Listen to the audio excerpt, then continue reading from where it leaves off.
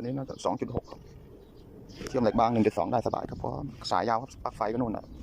ปลั๊กไฟก็10 เมตรสายเชื่อมอีกประมาณ5 เมตรก็ถือว่ากำลังไฟไม่ตกนะเพราะว่าอีกอย่างผมไม่ได้ลากยาวด้วยครับแท็กเหมือนแท็กเอาครับสรุปใช้งานได้ดีครับผมน่าจะ1.2หรือเปล่าเหล็กแป๊บบางครับลองเทสดูครับ